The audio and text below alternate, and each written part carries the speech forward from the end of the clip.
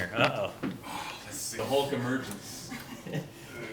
We really want to see what we can do together, hopefully. Is that bulletproof too, man? Yeah. I hope so. It would be disappointing if it wasn't. Wow. Man, you're jacked. I know, but it doesn't show through my white coat. Oh, It man. makes me look so bulky and like I have a belly and stuff. Right on. But this is what I look like normally. None of my colleagues even know. Yeah, that's I always wear this. Yeah, give us a big goodbye flex. Yeah. That's Hello, I'm Dr. Matthew Manighalam of the University of Texas Health Science Center at Houston, Occupational Environmental Medicine Residency Program. I'm the PGY3 Chief Resident there. When I first went vegan, that was 6 years ago. I did it because I found good evidence for it in the Adventist Health Study, in Dr. Esselstyn's studies, Dr. Dean Ornish's studies, and Dr. Michael Greger's publications on his website, nutritionfacts.org. And so I've since incorporated them into my practice, and now in addition to occupational environmental medicine, I also have a heavy emphasis on lifestyle medicine. And I've been working for the past month with Dr. Bandala Chalwa, and I've been working at their clinic treating patients exclusively with lifestyle medicine. How much of this is ethical? Is it just health? I have not been able to come up with good ethical arguments against the vegan diet, the whole foods plant-based diet. So I have adopted the ethical argument alongside the health and medical aspects of a whole foods plant-based diet. I embrace all reasons for eating plants, not just the ethical and health, but I appreciate everything now. I think I'm fully invested. As far as like your practice, how do you find eating plants useful? So in occupational environmental medicine, I hope to implement changes in the workplace, in hospitals, so that I can actually treat patients of physicians and the physicians themselves, and try to optimize the health of physicians. I don't know if you're aware, but physicians have the highest suicide rate among all professions, and up to 54% of physicians will burn out at some point during their career. And burnout means that they will start making medical mistakes with their patients, that they will stop caring as much about their workplace, they may become depressed, and they may commit suicide. So unfortunately, as I said, suicide is the highest rate for physicians. So my goal is actually to address that, to try to dramatically reduce their burnout risk and dramatically reduce their risk of depression, and try to reduce stress in the physician workplace so that our caregivers do not have to sacrifice anything to take care of us. That's my passion. That's my goal now in life. In addition to my routine work as a physician in occupational medicine, where I see workers that get injured at their workplace or they get exposed to some chemical, and they come see me and I will help them. I will treat them, and I'll make sure that they're better before they're sent back to work. Have you found a way to use plants as a tool to helping doctors in the way you're trying to help them? Oh yeah. My goal in the future is to implement lifestyle medicine for every physician so that they can all benefit from having the optimized evidence-based lifestyle that is known to, first of all, prevent, arrest, or reverse the top causes of death in the United States, so our physicians don't die from preventable causes. And that can be done with diet a lot, because the whole foods plant-based diet is the diet that's been shown to reverse heart disease, #1 cause of death of physicians and their loved ones.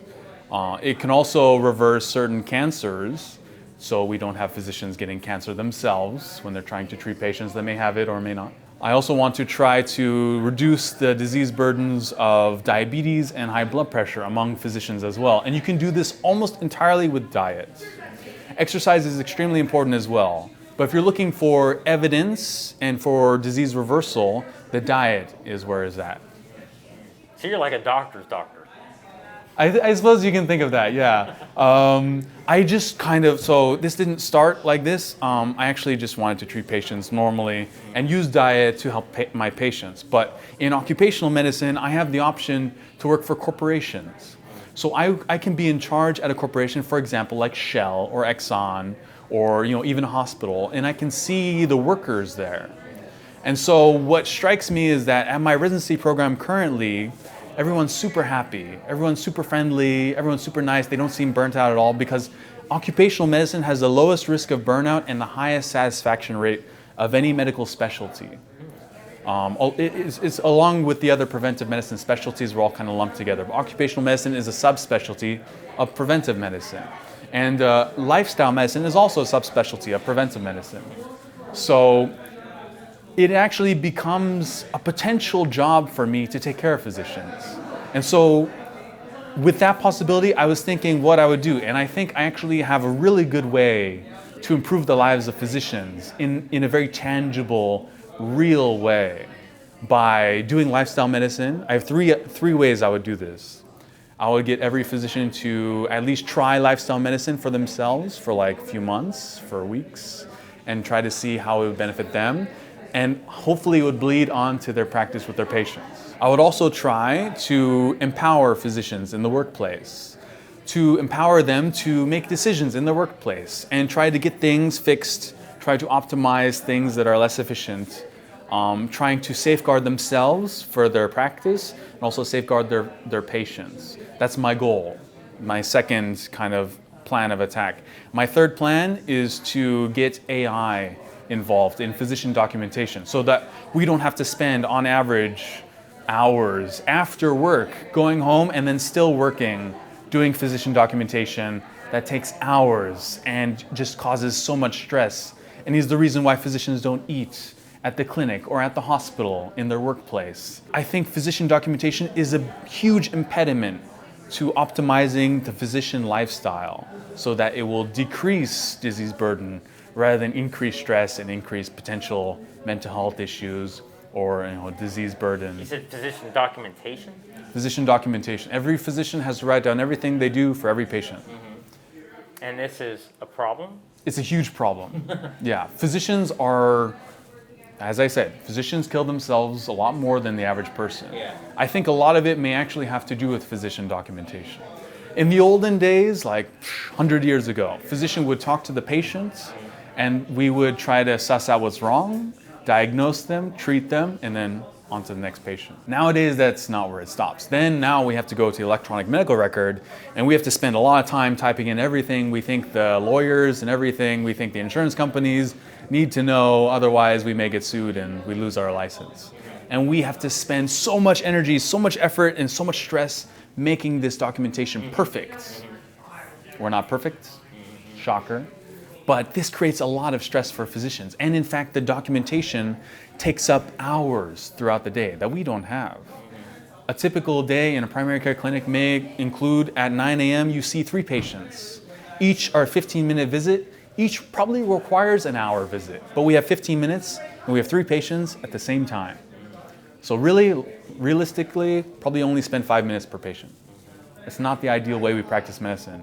I think if we can eliminate physician documentation to a large degree, we can save physicians a lot of time, a lot of stress, and maybe even reduce that rate of physician suicide and physician burnout dramatically. So my 3-pronged approach, I think, would altogether solve the physician burnout, physician depression and suicide, as well as optimizing their lifestyle so that they don't also get the diseases that they treat. That's my goal. And from doing that, I think lifestyle medicine obviously would permeate into physician life as well. But for every physician I reach, how many patients do they see? So somebody's got to do this documentation though, right? Yeah. Like who's going to do the documentation? So ideally, I think I can get some sort of software to be developed. Maybe with AI, I don't know. But I think AI may be the future of physician documentation, potentially. Because all AI is just a very smart person. So would the physician might just talk to the AI, explain what's going on, Yeah. and then the AI would just do the rest? Ideally, probably that would be the first approach, to talk to the patient first, and then for documentation purposes, just speak to the AI and tell them what you want. Ideally, you wouldn't even have that step. Or maybe the AI is in the room when you're talking to the patient, making the notes. That would be cool too. Yeah, see, that's the theory. And so you run into a lot of issues, maybe with HIPAA, maybe with like physician privacy. Between the AI. I know, yeah. See, but you have to consider it, you know. Is it a HIPAA violation for an AI to understand what's going on? So there's a lot of that would go into it, but that is my goal, to find something that will eliminate physician documentation so it's already documented for us. I used to work in human services, and documentation was a big part of the job there, you know, making progress notes is what we called it. Yeah, I agree. It could probably help a lot of professions, I think, a lot of jobs where, you know, routine and repetitive documentation is like, you know, a way of life.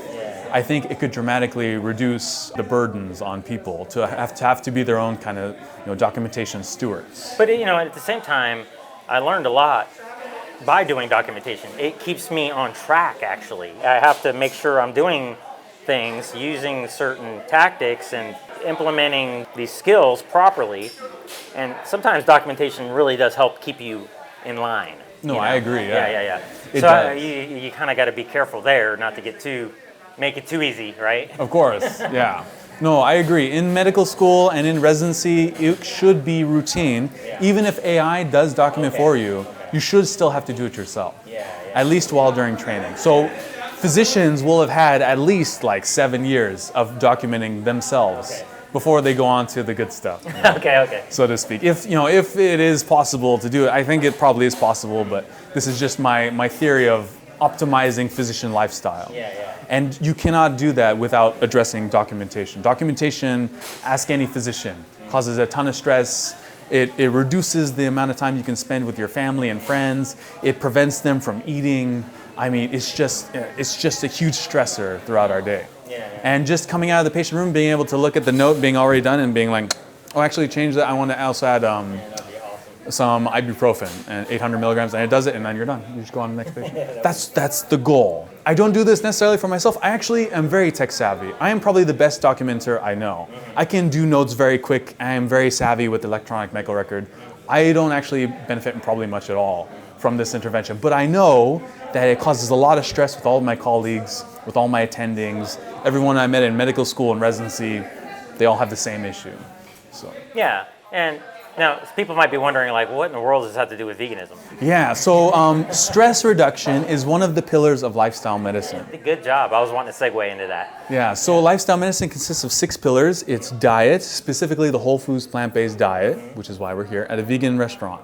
Then it's exercise, and then stress reduction. And stress reduction is kind of my main modality of treatment for physicians with the documentation and everything. Maintaining and forming good and healthy relationships with family and friends, that's one of them.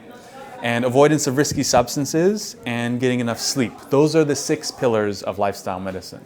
So optimizing all of that, I think, would dramatically reduce physician burnout rates and physician suicide, physician depression, all of that. And I think, in addition, having studied lifestyle medicine, my theory behind why physicians burn out, or why anyone in any profession burns out, is that my theory is that your lifestyle is being tested. That your lifestyle, if it can hold up with your diet, with your exercise, with your sleep, avoidance of risky substances, if you have enough people around you that love you and interact with you, I think that is a huge barrier and safeguard to burning out. Versus if you look at the average resident, medical resident, that don't have time to see their family or friends, get in early and leave late from the hospital, don't eat appropriately, if they eat at all. And so they can't see their family and friends, they have tons of stress, they don't get enough sleep because they have to go to bed late after documenting and they have to wake up early to get to the hospital. You can see why they would burn out. Because physicians and residents and fellows do not typically meet a lot of the criteria for lifestyle. And that's my theory behind why they burn out. Versus in residency, in my first year in family medicine, I would do 24-hour shifts. But I was probably handling it the best of all my other residents.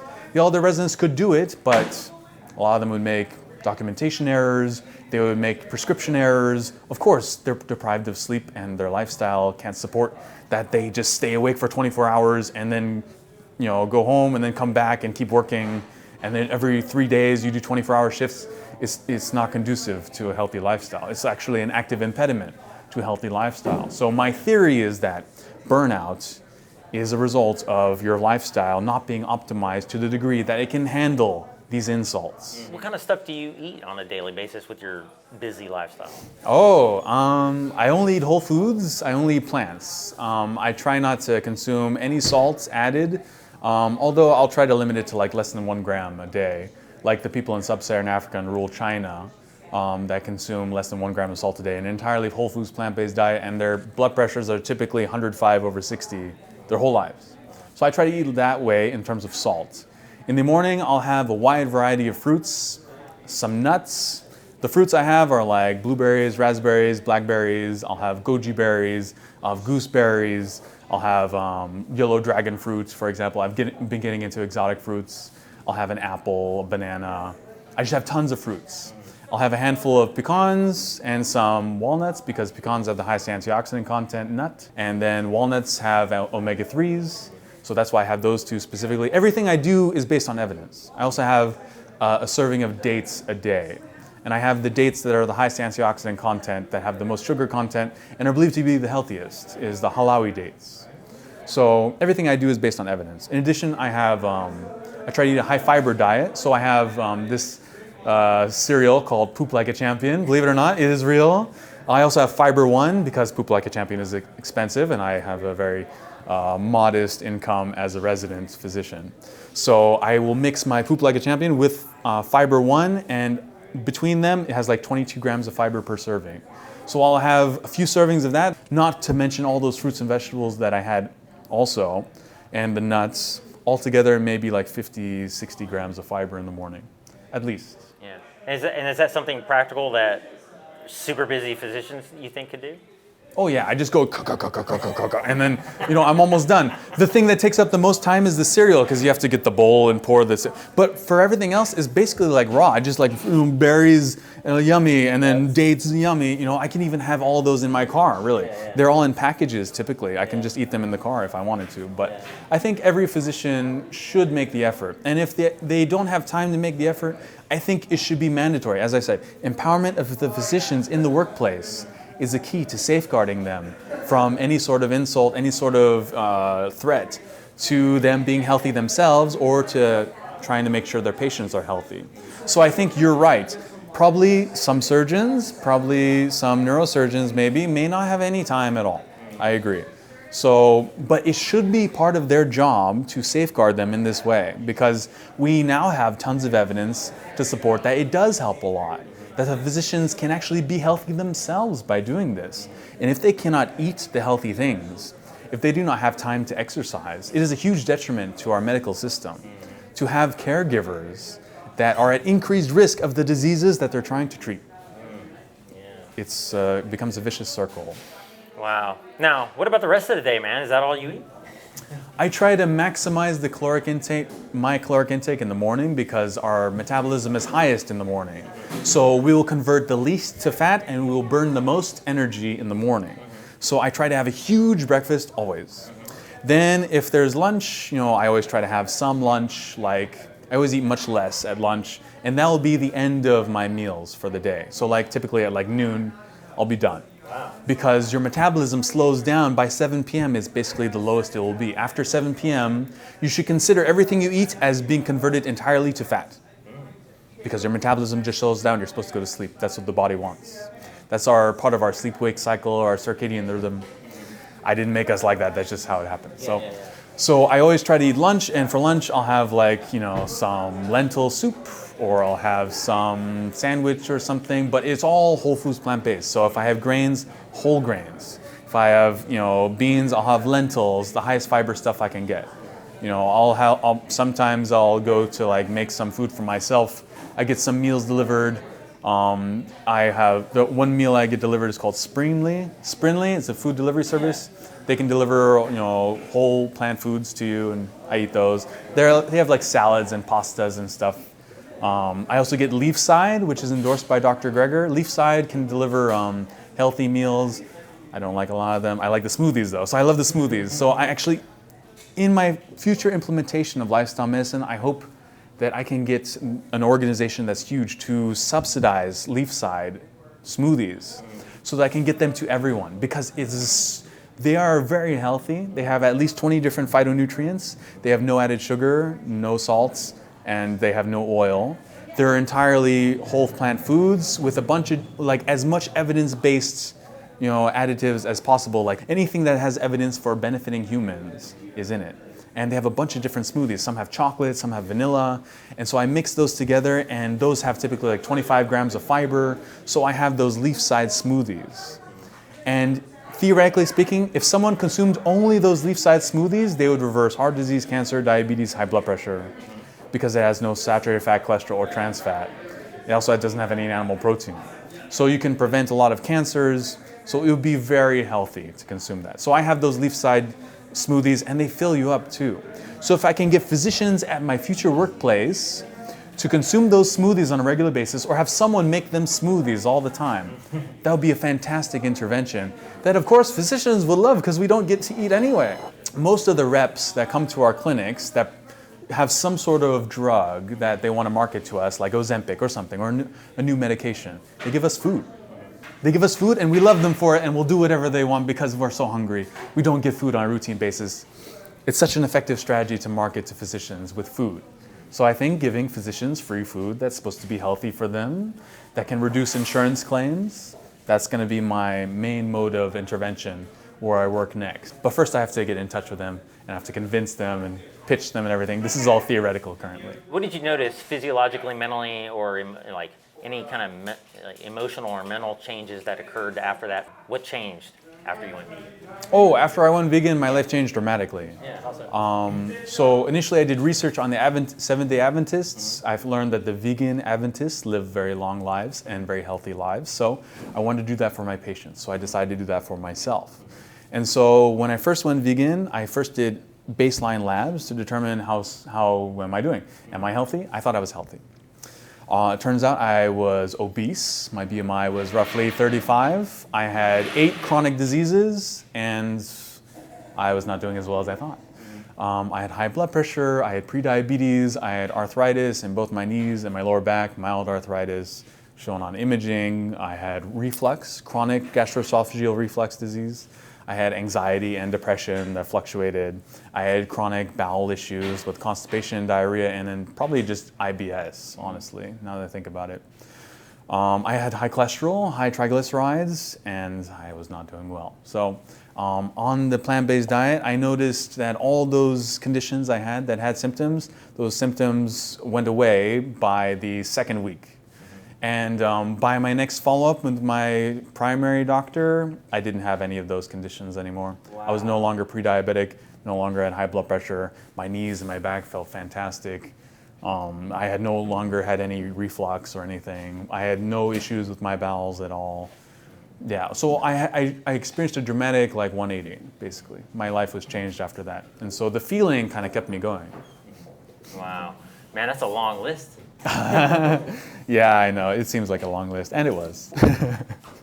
I'm very happy that list is no longer applicable to me. Yeah, so because all that happened, I dedicated my life to trying to figure out why did that happen. Because I just anticipated I would live longer, and maybe I'll get fewer diseases in the future. But I did not anticipate that all the diseases that I happened to have had at that point would be addressed with that diet alone. And how much time did it take to address all those? 2 weeks to a month, roughly. Wow. 2 weeks for all the symptoms, and then my next follow-up at 3 months, because you do the A1C every 3 months. That's where I learned my A1C was less than, even pre-diabetic. So. Very rapidly. And oh, yeah. Was it effortlessly? Did you just, the only thing you did was eliminate animal, or did you already start doing all of this? superfoods and whatnot. Oh no, I didn't do the superfoods. I just replaced everything I did with plants. So like I like burgers, so I would just have like plant-based burgers. You know, I liked pizza, so I had plant-based pizza. So I wasn't even very healthy. I wasn't even eating whole foods. You know, I was eating a lot of processed foods, but still dramatic difference before and after. So.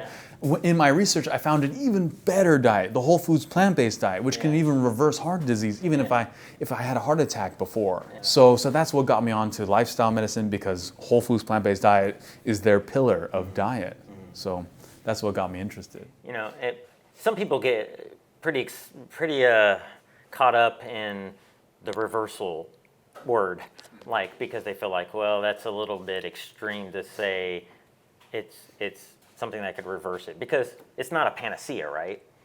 And so I want to make sure that we're not putting that out there as if it's a panacea, right? No, I only mentioned diseases for which I have good evidence to support the disease reversal.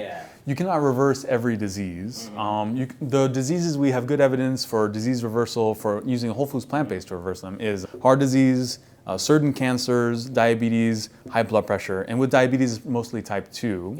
It can help type 1, but it cannot reverse it. It's unlikely. The heart disease I'm talking about are like the ones that are precipitated by atherosclerosis. So classic like ischemic heart disease. It can probably help hemorrhagic heart disease as well, because that typically occurs where the artery has some sort of issue with it that causes it to burst and causes hemorrhagic issues. So I think the artery could be healthier with the whole foods plant-based diet, and I think without the atherosclerosis in the artery, the blood flow would not be as turbulent to cause something like a bleb, like an aneurysm or something to form that would precipitate a hemorrhagic stroke or a heart attack or something like that. I think arterial health does benefit tremendously from the whole foods plant-based diet, because it has no saturated fat, cholesterol, or trans fat, which increase LDLs, which is the causal risk factor for atherosclerosis, according to the Dietary Reference Index publication by the National Academy of Science, Institute of Medicine. So I think, disease reversal can occur with heart disease, with diabetes, but as you said, it is not a panacea. It can help prevent a lot. But as far as disease reversal, that is very specific evidence that we have for certain diseases. I'm not really clear where you are with the ethical aspect of this, and I really like to go there when I can, because, you seem like you're absolute about doing this, but some people may need that ethical component to endure the learning curve, the social pressure. How much of this is ethical for you? You said, I think what you said was you don't know of a good argument against it. Right. As far as like ethical arguments, like I think a lot of ethical arguments about like veganism versus non-veganism boil down to the name the trait argument, where you have to name a trait that if inherent in humans would be okay to do the same to animals. Even ignoring that for a second, human lives, human health is largely dependent on the planet's health and the health of other animals, because we all live in this ecosystem where there's a lot of interaction between a lot of different groups. And so ultimately, safeguarding animals may actually be the key to safeguarding ourselves as humans. Climate change, for example, is an existential threat to humans, but also to animals. And largely because we have a huge animal agriculture industry, we have a lot of pollutants being created by our cars and our fossil fuels and everything. So I think it all really originates from how we treat animals. Actually, if you even want to go there, fossil fuels originated from animals as well. That's like the remnant of the dinosaurs, really. So without using proper respect for those animals, even those dinosaurs, we kind of abused the fossil fuels and kind of churned out all these carbon dioxide gases that are kind of heating up our environment. It's incredibly positive ethical consideration to try to not harm anything or anyone. I think it's hard to argue against that. And by doing so, actually, you would help the environment by generating less carbon dioxide from not utilizing the animal agriculture industry that produces a lot of pollution from nitric oxide and methane. In addition, going green helps a lot with like reducing pollution from your fossil fuel using vehicles and such. So I think it's all intermixed. I think the ethics of being vegan is intermixed with both humans, which are, you know, human animals, and non-human animals. So I think, yeah, we're all kind of linked together. For medicine specifically, almost every condition has a link to diet or to animals. For example, like a lot of communicable diseases we have currently came from animals in the past. Yeah, a lot of zoonotic illnesses zoonotic is kind of the origin of a lot of illnesses. The flu came from ducks, but the common cold came from horses. And so without our consideration for like, you know, should we be riding these animals, our domestication of horses generated that illness from then until now for the last 10,000 years. So I think our choices have a dramatic impact on our lives, our fellow humans' lives, and all the animals in the animal kingdom's lives. And so I think it's very important to try to safeguard not only human lives, but also animal lives as well, for the benefit of both, for the benefit of animals and humans. I don't think there can be a segregation where you just try to optimize one life over the other. I think both lives can be optimized together, and that is the optimal way to treat life. That's beautiful stuff, man. So what do you got, man, going on here? It looks like you have like some belly vest things. I wear these vests. So one of the pillars of lifestyle medicine is exercise. Yeah, so yeah. I found that, you know, I wanted a way to try to incorporate exercise so that if other physicians wanted to do it, they can actually get exercise in even while working. So I actually have, you know, these weighted clothes on. I have weighted wristbands, and I have a weighted vest here. And so this vest weighs 32 pounds. These weighted wristbands weigh roughly 2 pounds each. So it's like 36 pounds that I'm lugging around for 8 hours a day. Wow. And All day, huh? all day, yeah. I even do it when I go for runs with the dogs or when I go for walks with the dogs. That's hardcore. What does it feel like when you take them off? Oh, it feels so good. It feels like I'm a superhuman, you know? I take them off, and, you know, in Dragon Ball Z or like in Oh, Naruto. so you're floating? Are you floating? Yeah, it feels like I'm floating, you know, like I've transcended. And it feels great. I think my body looks good. You know, your body is kind of designed to carry things around. Like 100,000 years ago, we didn't have all the things we have nowadays to carry things around. We had to carry things around ourselves. Yeah. So actually having axial load on the spine is very beneficial for bone health, for muscle health. And so the vest, I think, has good evidence for it in actually giving people better health and having like minimal side effects or issues. Yeah. Of course, if you have back problems, like, you know, use very little weight or nothing at all, of course. But, you know, for those of us that consume the ideal diet, which is the whole foods plant-based diet, which delivers as many antioxidants to your joints as possible to safeguard them from damage, I think it is reasonable to try weighted clothing to see if you can actually get exercise while just, you know, working, while just doing anything, really. So I think it's a great way to live. I'm testing it on myself before I recommend it for others. So I've been doing it for 5 months so far. No issue. Did you test your bone density before you started? Oh, I didn't. I want to though.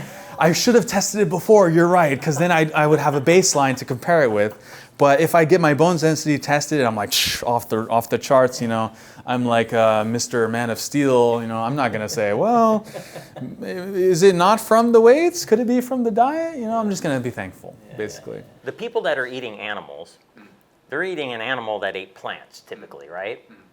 And I always say that they're eating processed when they're eating an animal. That's a processed thing you're eating. And the reason why, even if they eat it raw, because that animal got the nutrients from plants, and then its body processed the nutrients for its specific body's needs. But during that metabolic process, during metabolizing that, it used up a lot of the antioxidants, didn't it? So is that an accurate interpretation of things? Because I really feel like that's probably why, like Gregor says, plants have on average 64 times more antioxidants. I think, yes, the antioxidants are less, they're kind of more short-lived, you're right. That when the cow ate the antioxidants from, you know, let's say the grass, and so it got that benefit and it helped it be healthy. However, the equation kind of ends there when you consider humans, because humans shouldn't really be involved at all. But since we eat cows, so the meat actually has no antioxidant content anymore. Even if you thought that the cows got them from the plants, the meat from the cow does not have it anymore. Yeah, because the animal used it to metabolize the plant, right? Exactly. Okay. But also, the meat itself has no antioxidant content. It has no fiber content, it has minimal vitamins and minerals. It's not very healthy at all. In fact, according to that publication I mentioned, the Dietary Reference Intakes publication by the National Academy of Science Institute of Medicine, they report that any saturated fat or cholesterol or trans fat that you consume, which all three are found in all of meat, dairy, and eggs, any amount you consume of saturated fat, cholesterol, or trans fat increases your LDLs, which is the causal risk factor for atherosclerosis. So by definition of that publication referring to things that increase your LDLs, that process can only be averted if you avoid the animal products. The reason I think that is true is even more so looking at the science of it. All animal products are made of eukaryotic cells, and eukaryotic cells have a lipid bilayer on the outside of it. And that lipid bilayer can be your source of saturated fat, but also that bilayer can hold up to like 30-50% of the cholesterol in the cell. So immediately, by just virtue of having a eukaryotic cell on your plate, you have saturated fat in the lipid bilayer for every cell, and there's trillions of cells there. And there is cholesterol found within the lipid bilayer, but also other places on the meat, dairy, or eggs. And then you also have trans fat as well. So those naturally occur in those foods. And so even if the meat had antioxidants, it would not be enough to combat all the negative effects of all those food components. That, by the National Academy of Science publication, it says that we cannot actually consume those without expecting an increased risk of having a heart attack. Yeah. Have you seen the inflammatory index? Like it ranks foods by how inflammatory they are? Oh, I've seen those, but I haven't seen an official one or one that is better used than others. Yeah, I don't really know. I just was curious because I've heard it mentioned before. And you can definitely construct an inflammatory index of foods that promote inflammation the most, I think. Yeah. So not only do eating animals, it's inflammatory, but it doesn't have anything to counteract that, no antioxidants. Exactly. And fiber is especially important because if you ever wanted to consume something that's unhealthy, like let's say donuts or something, but you didn't want to get the negative effects, like you didn't want to absorb all those calories, fiber is the answer. Fiber will actually hold on to the calories like fat or like in sugar and will not allow the absorption of those components, so that you won't get a sugar spike if you have a fruit, but you will if you have fruit juice. That's just called by the second itself. meal effect, right? The second meal effect is different. That's when you have beans. It's a special property of beans, where beans will lower your sugars and control your sugars at one meal where you eat them, but they'll also control your sugars at the next meal, even if you don't have beans. Because of the fiber? It's because of a special property of beans, but it could be their very high fiber content. I'm unsure if that's a confounding factor, but either way, beans are healthy for that reason. So they have the fiber and also potentially a phytonutrient that's unique that causes that second meal effect. But you're right. I hope I didn't derail you, though. You were talking about fiber. Yes, so fiber will absorb calories. So if you ever wanted to consume something that has very high calorie content, if you drown it in fiber, my theory is that the fiber would prevent the absorption of a lot of those calories, like it does in all the foods that have lots of fiber. You don't think people would misinterpret this as preventing absorption, you're saying? You would prevent absorption. Yeah, but they might say, well, then it's an anti-nutrient. No, the calories are, you will absorb calories, definitely. Like even when eating plant foods, you absorb calories.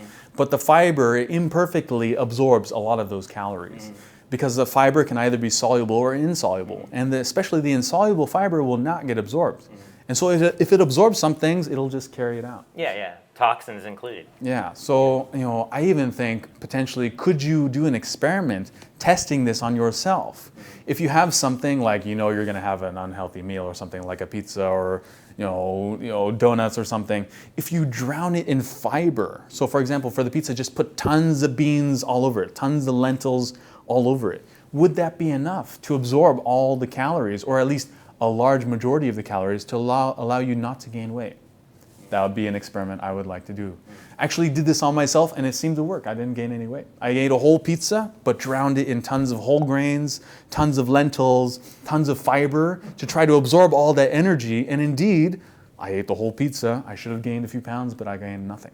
What do you think about anti-nutrients? So like in the comment sections of my videos, the anti-vegans, they essentially say, oh, well, it's not a healthy diet because of oxalates, sopanins, lectins, phytates, you know, all these different things. They'll say plant toxins and things like that. Have you ever like come across that perspective? I have, yeah. There are people that'll tell me that if you eat a raw bean, you'll die. So I ate raw lentils for a year just to make sure that that wasn't the case. What? You really did? Yeah, they're really hard and they taste gross. And you know, I didn't even wash them just to be sure that they were, you know, just pure nonsense. So yeah, I ate a handful of lentils every day for a year back when I was in Missouri as an assistant physician. I was working in primary care there. Yeah, who is that guy? Stephen Gundry, I think? Oh, yeah. He's the one that promotes like that lectins will kill you or something. He sells an anti-lectin supplement or something. Yeah, no, that's nonsense. I've had lentils for a year. They're fine. I had lentils. I had split peas. I had like black beans. You know, all raw? They're all hard to the eat. Raw They're hard to chew. Yeah, I had to make sure because this guy is alleging something, and I'm fairly certain I'll survive this. At least with maybe a chipped tooth here or there, but I was going to prove it, and I proved it. So I did it for myself, and that is a nonsense recommendation. Lectins are, even Dr. Greger went over that lectins are even being trialed as like a potential anti-cancer component that you can maybe put into a pill or something. So lectins are, ignore that. Anytime someone says lectins or protein, immediately they probably have no idea what they're talking about. Protein is not really a conversation I ever have, even among myself or looking at foods that I want to eat. And lectins, again, it's something I will never think about. What was the other one you mentioned? Lectins? Phytates. Oxalates. Oxalates are real, but that's just to precipitate kidney stones. So that if you have a risk of kidney stones, then you want to avoid the potential sources of oxalates like spinach, drinking alcohol, having red meat, stuff like that. You don't want to generate these purines and stuff. You don't want to generate uric acid to precipitate stones. You don't want to have a high salt diet because that can increase absorption of calcium from the gut. So when you're considering stones, you're right. Oxalates are important to think about, but it's just really for that. If you don't have a risk of kidney stones, I mean, spinach is fine. Yeah. And baby leaves and maybe cooking them or whatever has a little less. Yeah, you cook them, sure. Yeah, that's fine. Could you be with somebody who's not vegan? Oh, boy. Oh, my dating life is a bit dramatic, I think, for this interview, but I will say that I have dated vegans and non-vegans. They all end up vegan at some point, because that's kind of like who I am, So, that's how I treat my patients, how I want to treat other physicians as patients, but also as physicians. And so, it's going to be hard to be with someone that doesn't think that way or believe like that. I just kind of regurgitate evidence at people, typically on dates. And that's probably why I'm still single, honestly. But as far as dating someone that's vegan, I would definitely do that. Someone that's not vegan, I kind of probably have to, honestly. Only 6%, 3% of the population is vegan, so it's kind of a tall order to ask for someone that meets all my criterion, is open to new experiences and has a great outlook on life and a great personality and is intelligent and is empathetic and nice to be around, and then also they have to be vegan. I'll be single forever. So I am open to anything. As long as we get along, I think that's the main thing. Wish me luck. What about family? Family? Oh, I've converted a lot of my family to eating vegan. No way. My dad, my mom, my brother, his wife, their kid, aunts. How in the world did you do that? People got to know this. Oh, I just know really well why they don't do veganism. That they have some issues that they had about it, like there's not enough protein, or we're supposed to eat meat because we're carnivores or something. That was my dad's argument. My mom, she just kind of never really considered it, and she mainly likes to do things that makes her feel good. So I said, it may make you feel good. But the main driver for my mom was that she had cancer when she was 26. And I told her about the protective effects of eating lots of plants. and the detrimental effects of eating meat, dairy, and eggs, which have no antioxidants and are in fact pro-oxidants. And when you absorb them, they generate these byproducts like TMAOs and heterocyclic amines and polyaromatic hydrocarbons that are Reactive created. oxygen species. Yeah, it will increase reactive oxygen species because of the lack of antioxidants that you can't clear the reactive oxygen species. So yeah, she went on board kind of because of that. My dad always thought we needed protein, that we needed to eat meat to be big and strong. But he always thought it was unethical to eat meat. So I just kind of told him that, well, we don't need to, and that we can be big and strong without it. And he quickly changed. Right. I just got back from a vegan bodybuilding competition. Oh, really? Yeah. Oh, that's cool. So when I start releasing those videos, maybe you'll follow my channel and see that and share it with your dad how big and badass you can be. Yeah, that would be cool. Yeah, no, my dad really idealizes bodybuilders, so I think that'll help a lot. Yeah, definitely. So you basically just shared the information and that worked. That's incredible. And they must really believe in you. And oh, I hope so. Yeah. I think for a lot of physicians and professionals, their family kind of catch up a little slower than ideally the professionals would, or we would, because we're still that kid that vomited on the ground when we were 6 years old, in their eyes. So it's hard for them to believe, like, oh, you're a real professional, a real doctor. Yeah. When I give advice, a lot of times they're like, okay, sure, that's fine. But they don't consider it like, I am the health professional now. I'm a pillar of society now, and that what I say carries a lot of weight, and legal and ethical, weight as well. So. Yeah. But so if somebody sat down in front of you, you're going on a date with a non-vegan, and it would be just like this, what we said. And they're like, is it okay if I order chicken, for example? Order chicken? What would you say? I'd say sure, but just remember how it makes you feel. And of course, they're going to get a very large earful of what I do and why I do what I do, and what I used to do is what you did. So I'll talk about that a lot and probably piss them off and make them, Yeah. What if they think it makes them feel good? That's fine. I just want them always to consider how things make them feel. Hopefully, down the line, if things work out with them, I would hope that they would want to try what I do, just to see, from my perspective, what things are like. Well, one thing I've found from these interviews is asking questions is a great way to help people process and really kind of introspectively assess things more accurately, I guess, for lack of better words. So the question here I've kind of come to is, why are you asking me that? It just kind of let that sink in, like, so why are you asking me that? How do you feel about that response? Might help a little bit, maybe take that date to the next level. Well, they would know why, because I start bleeding this stuff, as soon as we meet. That's presumptuous. Yeah. So is it okay if I ask chicken? First of all, no one's ever asked me that. So they order it whether or not I like it or not. But I think they would ask that if they started hearing what I say about what I do. And what I do is this stuff, eating whole foods, plant-based, trying to get other people to do it, all the benefits for it and stuff. So they would ask that question after I mentioned these things. And so I would tell them, like, oh, chicken doesn't have any fiber, phytonutrients, vitamins, minerals, antioxidants, much of what we need. Also, it doesn't have the things when you like, it actually has detrimental stuff too, like it has no phytonutrients, it is a pro-oxidant, it has saturated fat, cholesterol, trans fat, animal protein, generates acrylamides, and TMAOIs. Endotoxins. Yeah, all that stuff. So I can just go on and on about food and why it happens and all the sources of like, why do we get tuberculosis? Why do we get the flu? Why do we get the cold? And so I think generally speaking, life paints a good picture for not ordering that chicken. Yeah. You have a quote you want to share? A quote? Oh, be the change you want to see in the world. Nice. Gandhi. Nice. That's the second Gandhi quote I got today. Is there anything that we didn't hit that you would like to get out there? I suppose that I'm going to be working in 2 months after I graduate, and I hope that they're open to listening to my ideas about improving physicians' lives and trying to safeguard them against, diseases and stress, burnout, stuff like that, with my three-pronged approach about lifestyle medicine, empowering physicians, and improving physician documentation. That's so cool. They're like, if not they're one of the largest healthcare organizations in the country, right? They have a plant-based guide that's really awesome, and I linked to it from my website on the VeganLinked.com Go Vegan page. It's just so cool that they support this. So at least you're going to a company that's aware of this potential here. Yeah, I agree. Yeah, that's fantastic. Yeah, and they also have a monetary incentive because of their insurance company to try to reduce insurance costs.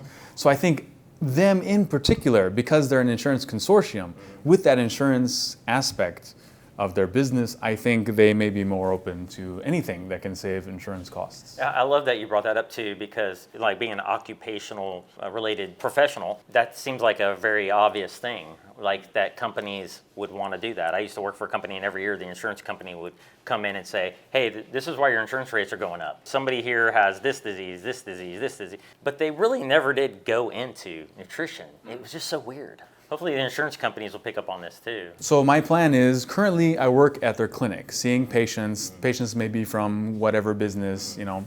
I hope to talk to their insurance company, and I hope to talk to lead decision makers at some point. I've tried, and they say I have to be an active physician to do that, so I'll be an active physician when I start working there, and then I'll try to pitch my idea. If the idea works, then it would make sense to be the director of that program so that I can orchestrate, if they want to do it as like a microcosm at a clinic or something, or at a small hospital or something, or tertiary care unit, and see how things go there and wait a year, and if their outcomes are fantastic, generalize it. That seems to be what Kaiser likes. That's what they do. They try some things at certain clinics if people have ideas, and then if it works, spread it around. Excellent.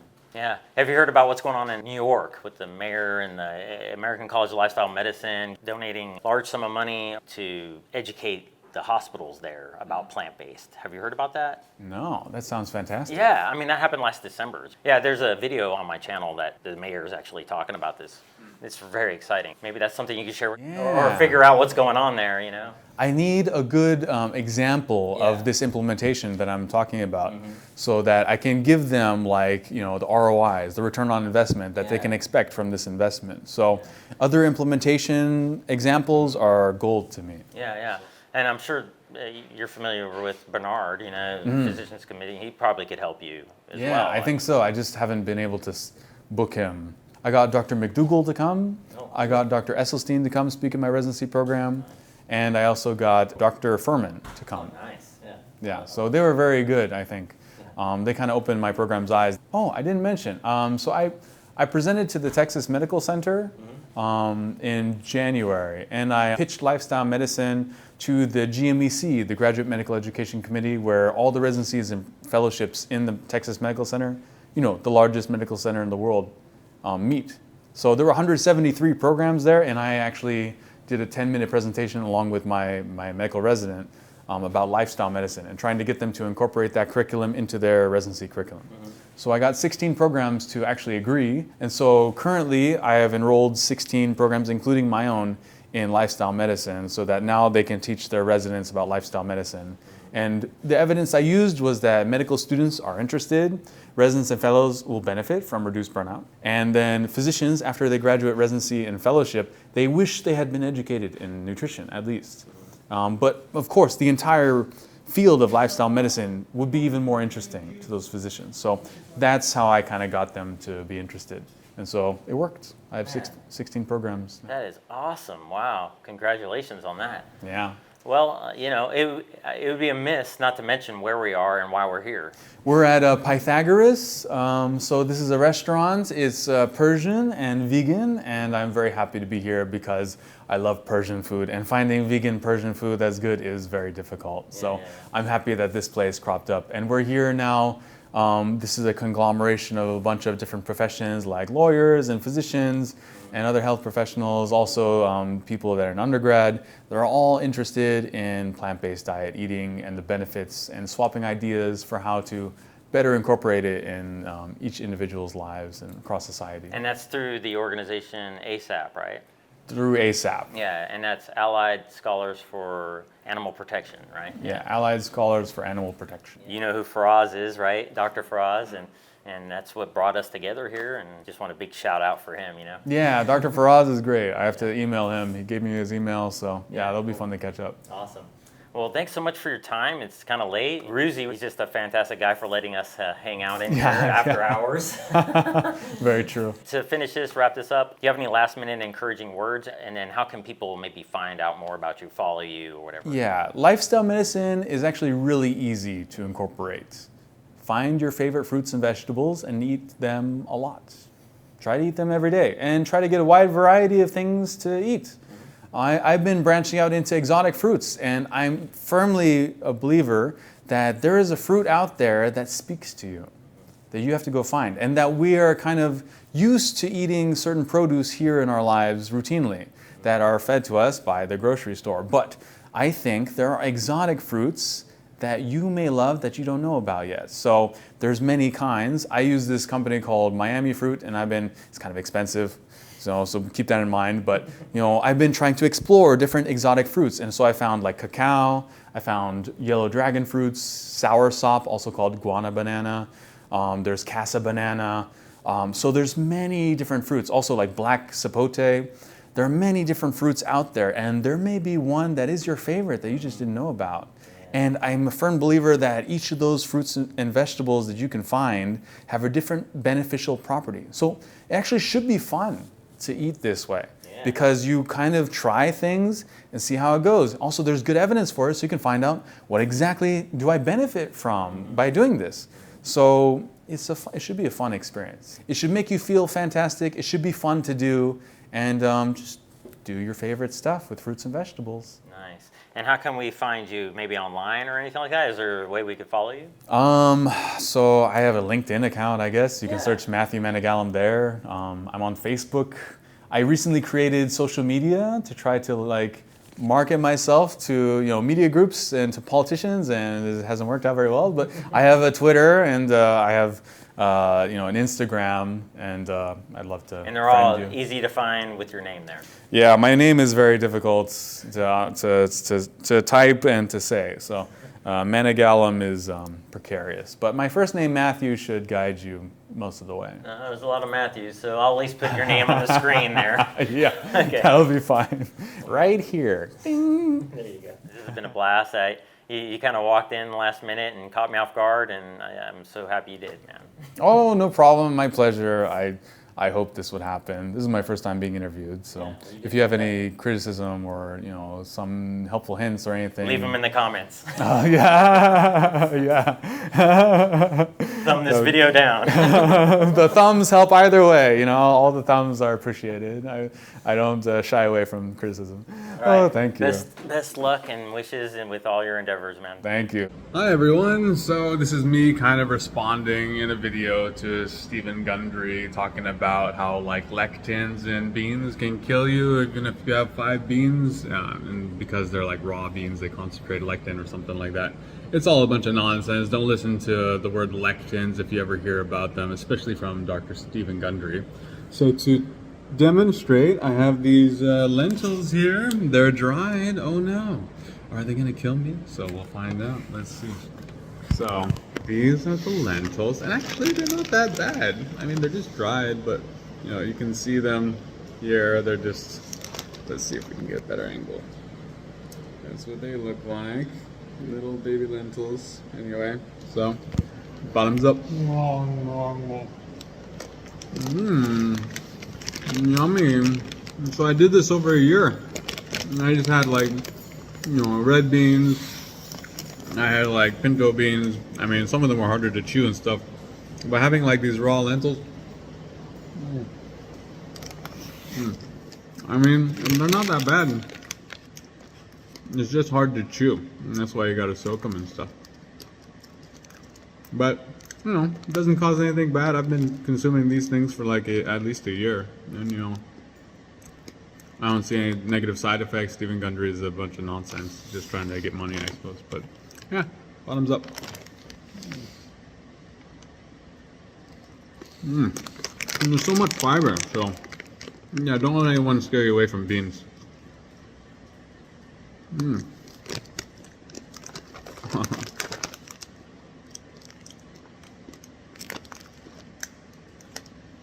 There we go.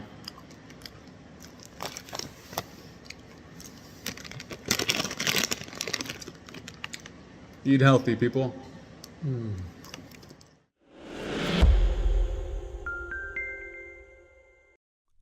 Lectins are to blame for the great white kidney bean incident of 2006 in Japan. One Saturday evening, a TV program introduced a new method to lose weight. The method was simple. Toast some dry, raw white kidney beans in a frying pan for 3 minutes, grind the beans to a powder, and then dust it on their rice. Within days, 1,000 people fell ill. Some with such severe diarrhea and vomiting they ended up in the hospital. Why? Lectin poisoning. 3 minutes of dry heat is not enough to destroy the toxic lectins in kidney beans. If you don't pre-soak them, you need to boil large kidney beans for a full hour to completely destroy all the lectins. Though if you first soak them overnight, 98% of the lectins are gone after boiling for just 15 minutes, and all gone by half an hour.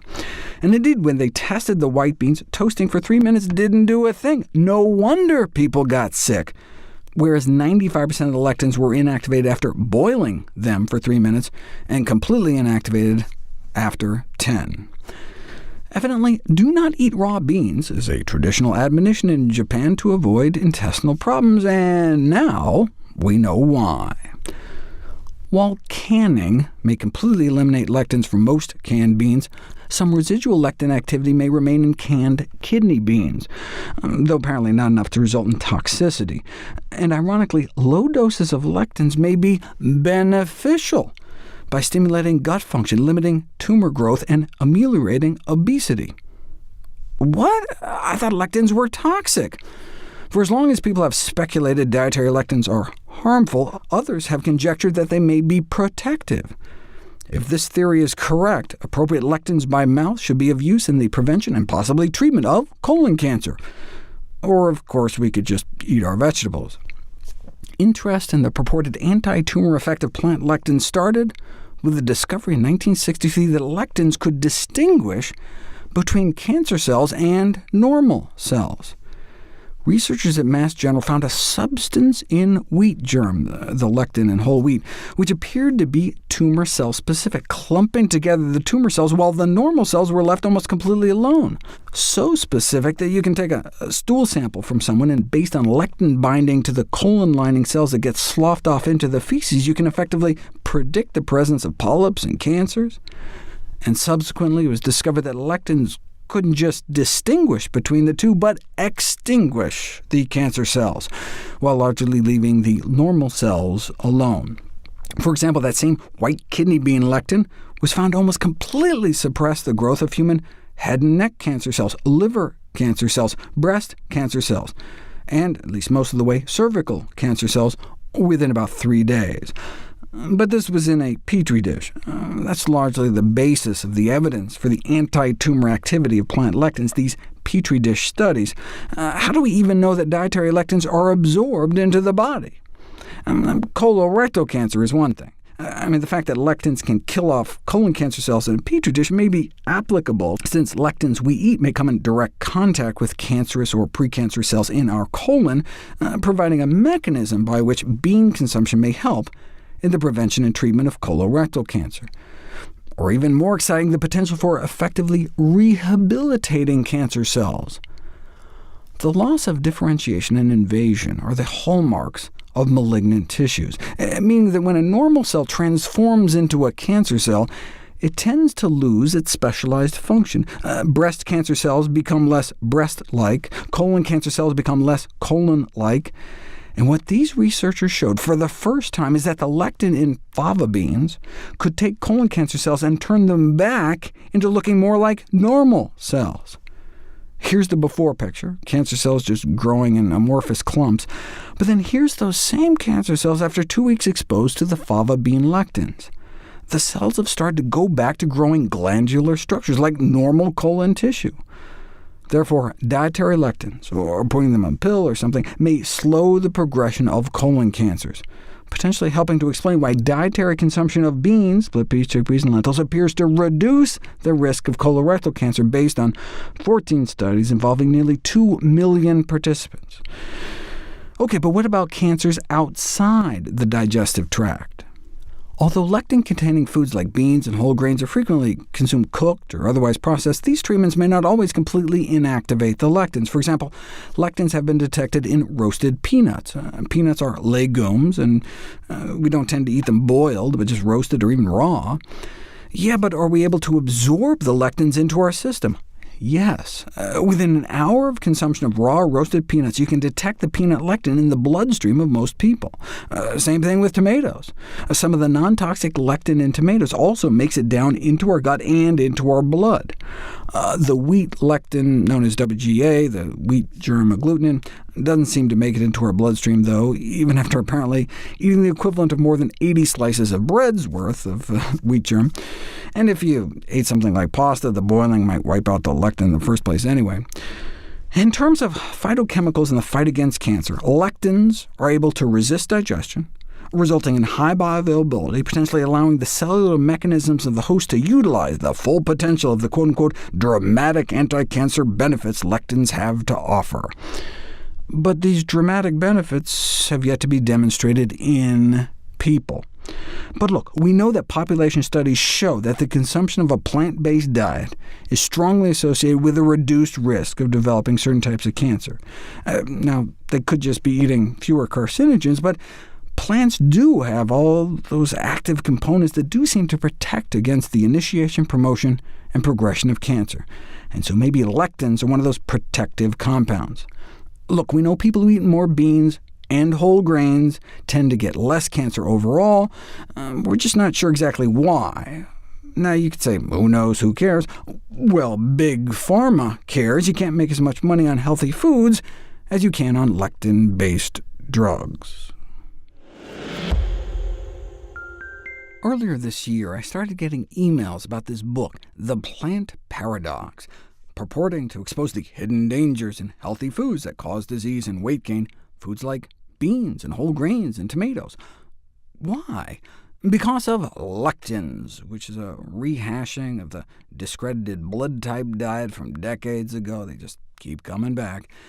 Yeah, but this was written by an MD, which, if you've seen my medical school videos, you'll know is effectively an anti-credential when it comes to writing diet books, basically advertising to the world that you've received likely little or no formal training in nutrition.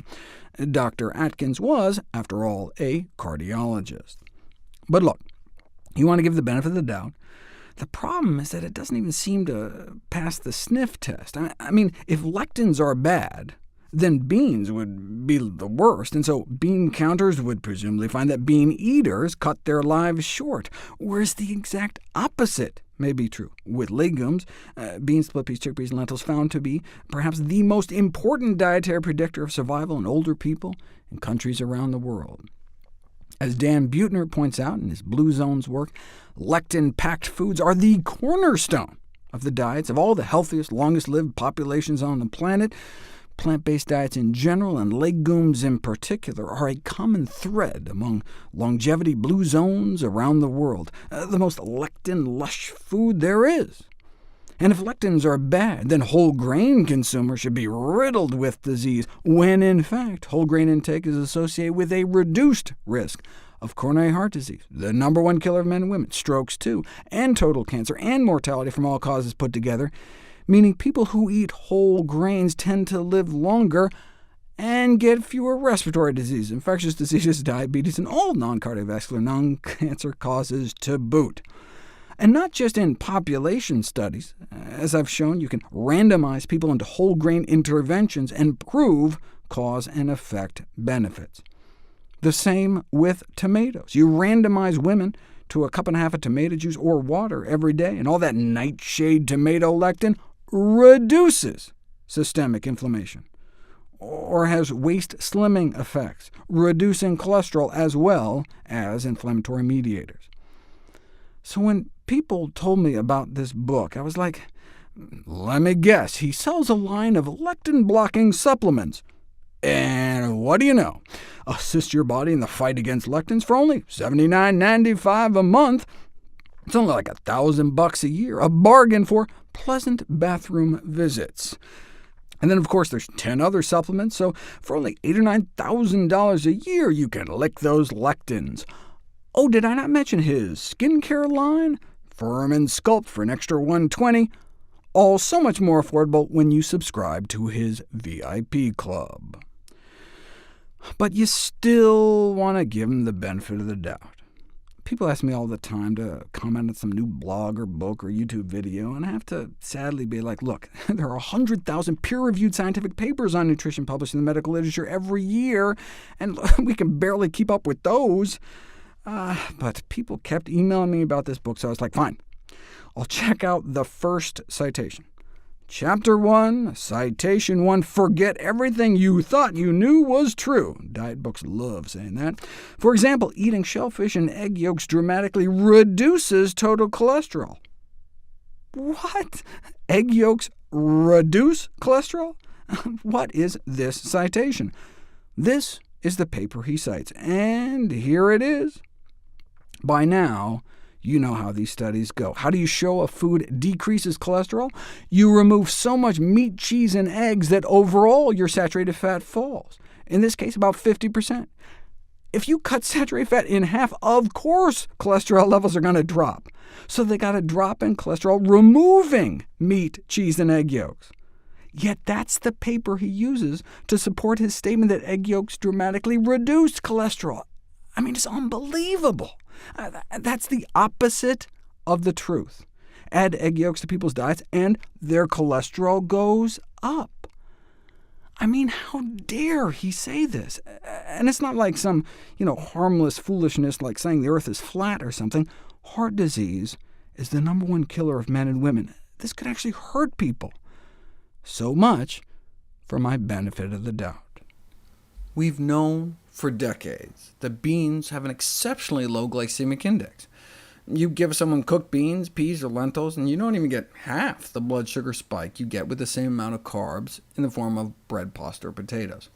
So if you're going to eat some high glycemic food like white rice, consider having some beans with it, and the more beans, the better.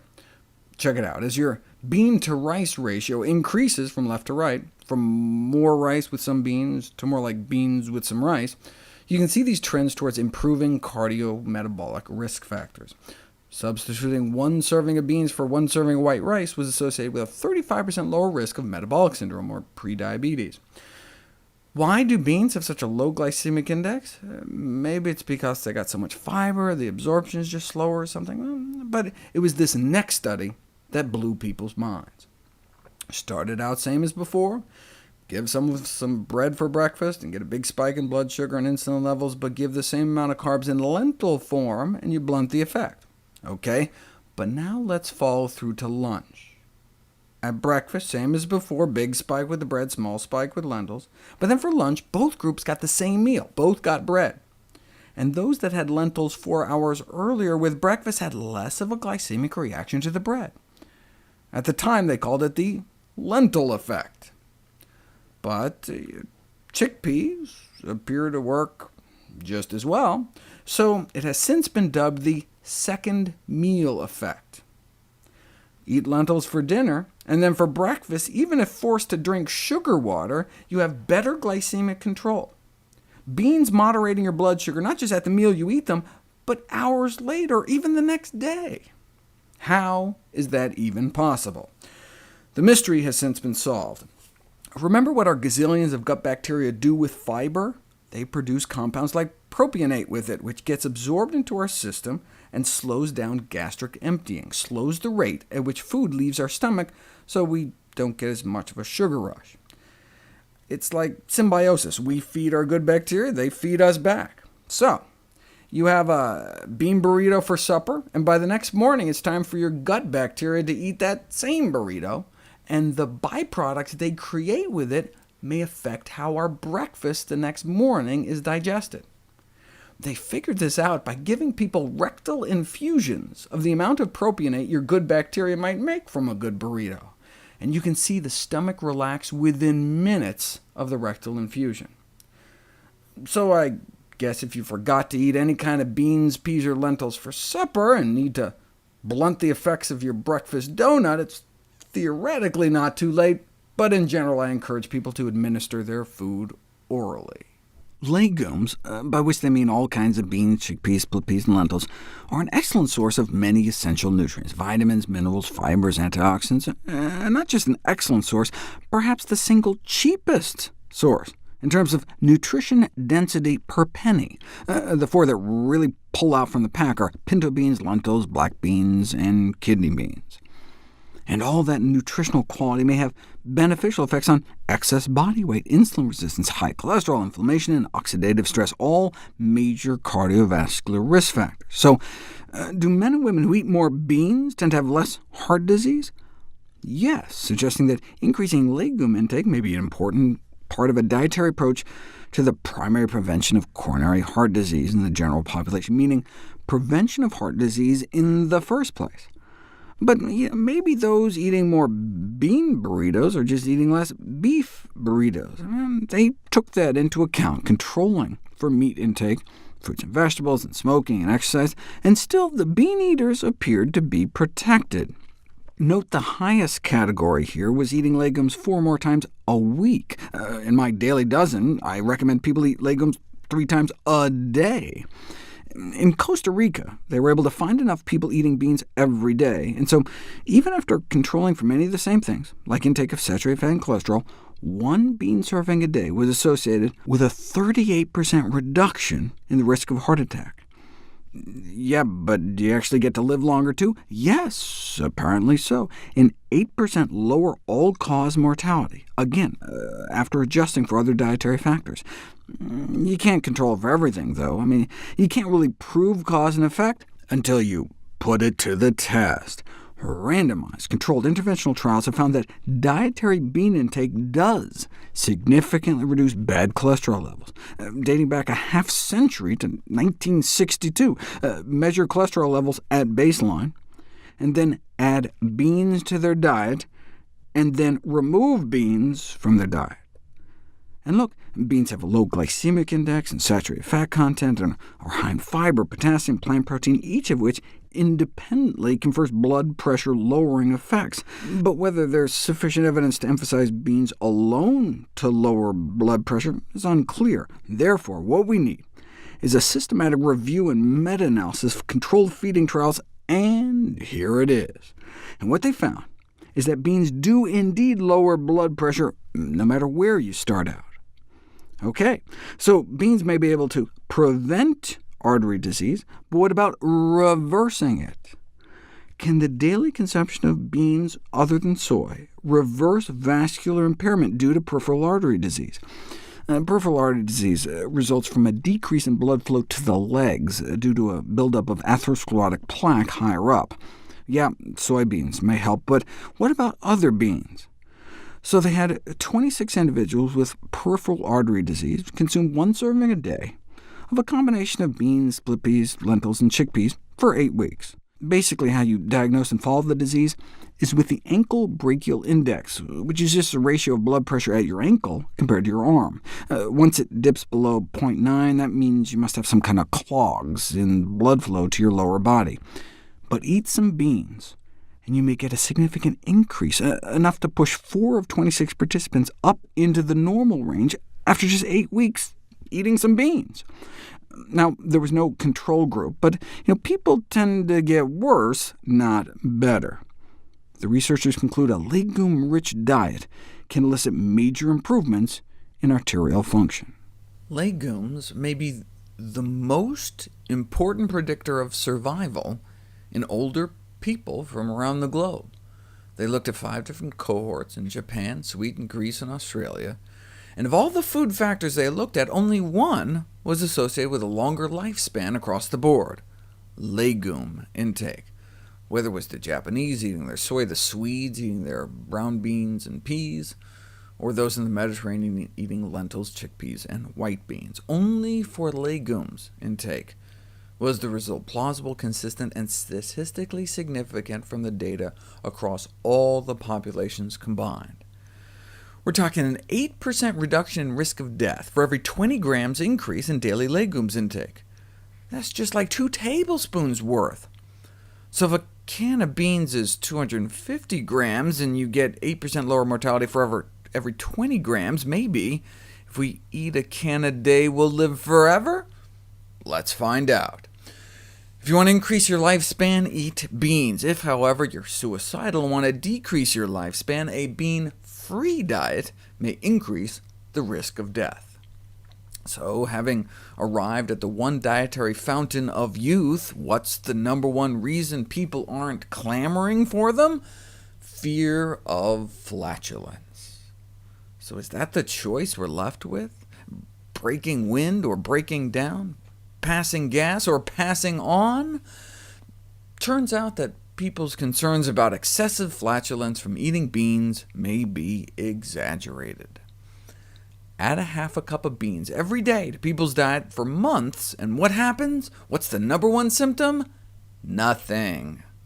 The vast majority of people experience no symptoms at all, though a few % did report increased flatulence. So it may occur in some individuals, but not all people are affected. And even among those that were, 70% or more of the participants who experienced flatulence felt it dissipated, no pun intended, by the second or third week of bean consumption. So we just got to stick to it. And a small percentage reported increased flatulence on the control diet without any beans. People have preconceived notions about beans, such that just the expectation of flatulence from eating beans may influence their perceptions of having gas. They didn't actually measure farts in this study. They just asked people what their perception of the amount of gas they had was. And we know from previous studies that you give someone a product labeled to contain something that may cause intestinal distress, and it causes more intestinal distress whether it actually contains the ingredient or not. In other words, just thinking they were eating it caused digestive distress, or the perception of it, to a proportion of persons. So, people thinking beans are going to cause gas may just be more likely to notice the gas they normally have. Either way, it tends to go away. After a few weeks of daily bean consumption, people perceive their flatulence occurrence returns to normal levels. In this other study, where they added more than a half a cup of kidney beans to people's daily diets, the research subjects reported that the discomfort they initially felt within the first day or two of adding beans quickly disappeared. So again, stick with it. Bottom line, no pun intended, an increasing body of research in the latest dietary guidelines supports the benefits of a plant-based diet, and legumes specifically, in the reduction of chronic disease risks. In some people, it may result in more flatulence initially. However, doctors should emphasize that it will decrease over time if we just keep it up, and the nutritional attributes of beans in the diet outweighs the potential for transitory discomfort. The long-term health benefits of bean consumption are great. And indeed, eating beans in the long term may make your term on Earth even longer.